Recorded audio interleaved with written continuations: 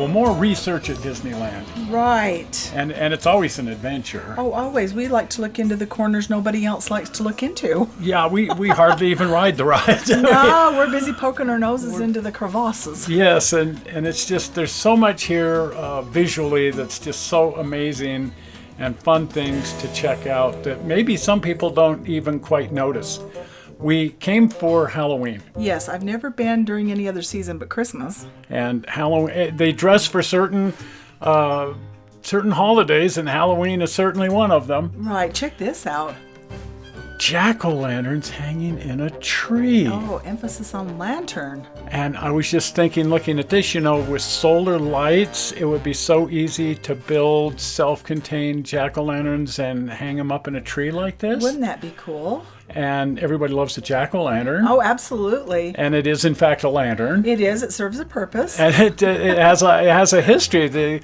Long before they carved faces in, they were using gourds as lanterns by just sticking a candle in there to keep the candle out of the wind by putting it in a hollowed-out gourd. Right. Forever, I think everybody's looked for a little portable light to take with them somewhere. Absolutely. But I strongly suspect that there are actually a couple of thousand different lanterns at Disneyland. Oh, easy. Walt Disney loved a lantern, and as you look around, especially in Frontierland, they're just everywhere. Well, I might be crazy, but I just love the look of a lantern. They're just cool. They're wonderful. Right. But even over here at Galaxie's Edge, there are hundreds of lanterns. Right. Check out the weird ones. I'll tell you what. They're built out of just about any old thing you could build a lantern out of, kitchen utensils, but some of these are actual like Middle Eastern lanterns, like Moroccan lanterns or something like that, and just industrial light fixtures hanging from wires. My worst nightmare, really. Kind of scary looking, really. My living room looked like that, and then I cleaned up the stereo wiring a bit. But check that lantern out at the far back there. I mean, what in the world? Yeah. And then some of these are built out of pieces of robots. Is it robot or a colander? A colander. Well, R2 might have been built out of a giant colander, so who can say?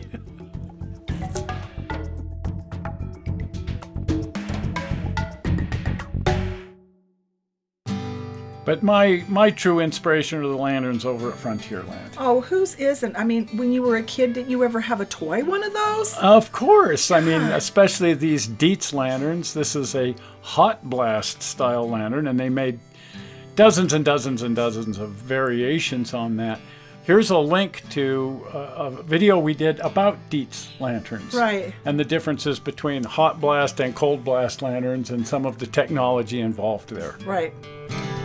But if you go back to the photographs of the park opening in 1955, a lot of these lanterns, especially the ones here in Frontierland, were here on opening day. Yes. So they're original. Oh my gosh. And they're actual vintage lanterns. These are not some kind of recreation. But millions and millions of these lanterns have been built over hundreds of years. And so if you start going out and looking for collections, antique stores, heck, you can still buy these things brand new at Walmart. But not with the patina. No, these authentic lanterns, the new ones they look new. Right, and this one, it has a certain amount of character. Even with the dance and things, lets it know, it's old. And I love the dance. Well, I do too, because it's authentic. It is. But if you start really looking around, looking for lanterns, you become aware of the fact that they are just absolutely everywhere. Well, they certainly are. There are hundreds, if not thousands of them around the park. And I think Disney understood that there's just something wonderful about a lantern. Well, I think so. And a lot of the nighttime lighting is coming from all of these different lanterns. And it provides a feeling in the park, especially at night, that just can't be matched. Well, it reminds me of years and years ago, just being around old buildings and barns when I was a kid, and the lighting was dim, and it was sometimes from a lantern. Yeah, a single lantern hanging in a barn. Right. This particular style right here, a lot of people just refer to this as the barn lantern. Right. I like to refer to this as the Dietz cold blast lantern. Right. But 6 of one, half dozen of the other. Exactly. It's a barn lantern. Exactly. Now, for people who do Facebook, there is a Facebook group just on lantern collecting. Seriously? Seriously, and they Wow. exchange all sorts of information. Of course, I'm a member. The Antique Lantern Collectors page. Well, I haven't seen that, but I'm going to join their group. It's really, really neat, and it's a very, very active group, my. exchanging information and buying and selling lanterns. It's wonderful. Oh, awesome. Now, this is a Dietz Pioneer, a street light. A street light. Yeah, and a lamplighter would have to come around at sunset and make sure there was enough oil in the lantern to carry it through the night. And then a lot of times there were two little bars sticking out on either side of the post to rest the lantern against, the ladder against, and then the lamplighter could climb up to the lantern, fill it with oil, and light it for the night. Oh, neat. They're really, really large. There were some other companies making these, but as you walk around Disneyland, you'll see Dietz Pioneers all over the place. Well, I love the light they put out. Oh, it's a huge light, and it actually puts out quite a bit of light, and it's a nice, warm, wonderful, glowing light. Wow, it looks like Christmas. It is Christmas 2006. Yeah, 2006 presents. What Yeah. in the world? Yeah, there were a lot of presents that year, and some of them were in very big boxes. This is my mother and my brother staring right at me in the camera, and of course, that's my brother. That's your brother. He's got to do the idiot face. Exactly. But he was a real lantern and light fixture fanatic, and he'd been looking all over the place for a Dietz Pioneer to put in his yard. And as it happens, I found 3 of them from 3 different sources, and so I bought him 3 Dietz Pioneers for Christmas that year. Oh, how wonderful. And just watching him open these boxes here, and you suddenly become aware of just how big these things really are.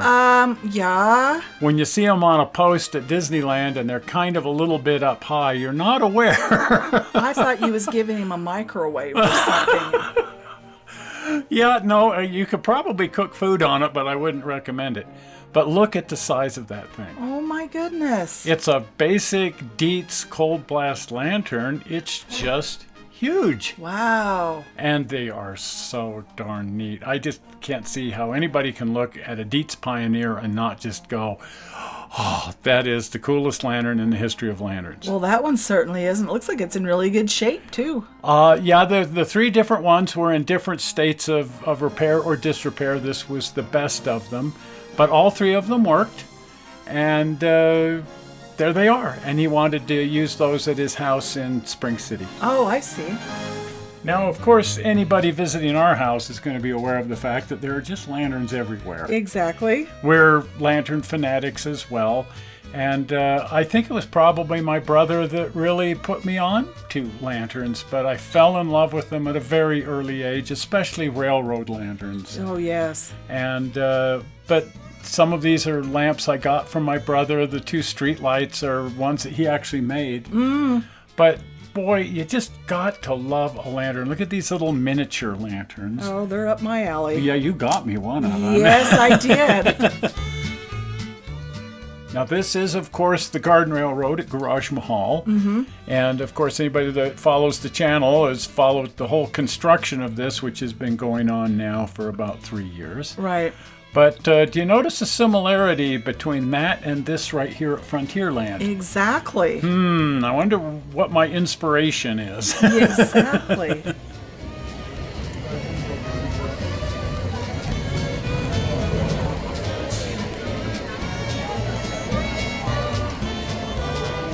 Now, the design of these little Dietz lanterns that are above the railroad, these are just a little like 6-inch lantern that you can buy off of Amazon.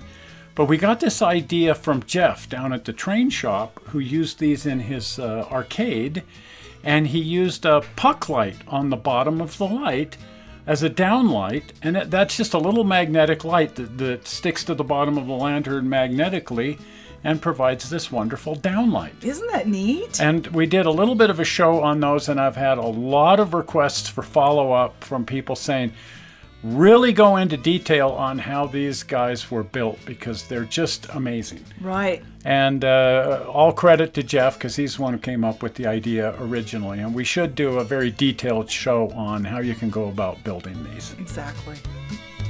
And you put these together. Yes.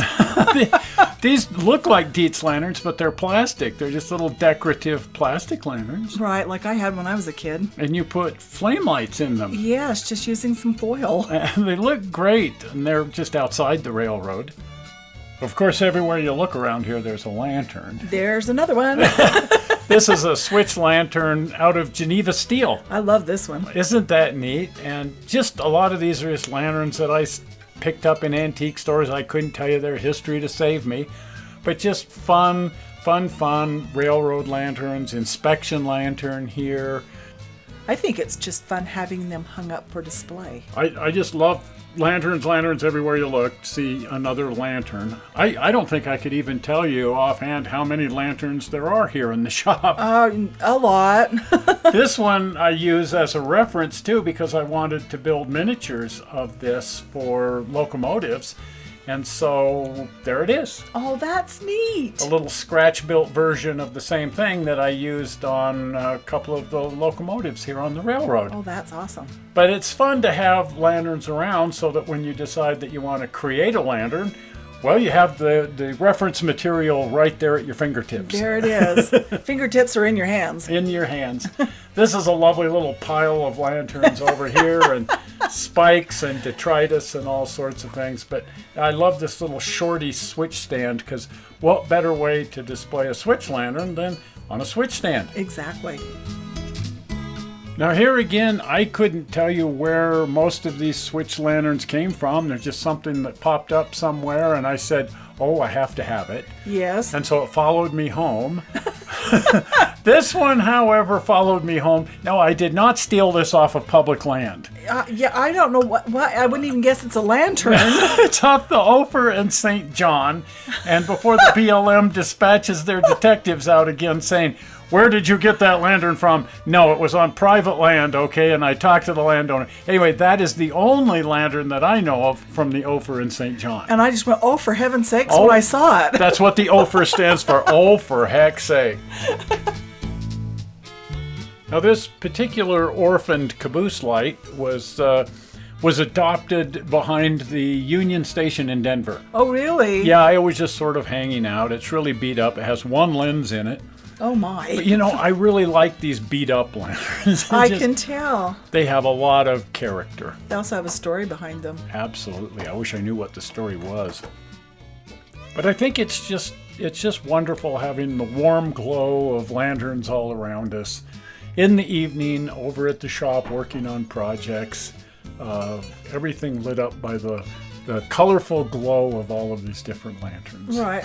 I love lighting like that anyway. It just makes me feel comfortable. There is something about that, and it's hard to put your finger on, but there's just something very warm and comforting about lights from all of these different lanterns and light sources. Right.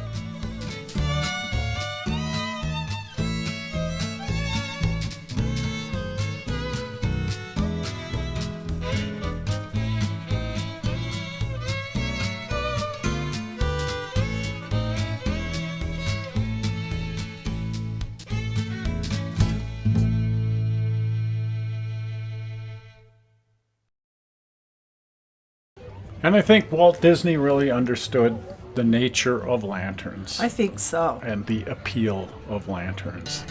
Anyway, just another grand adventure from Disneyland.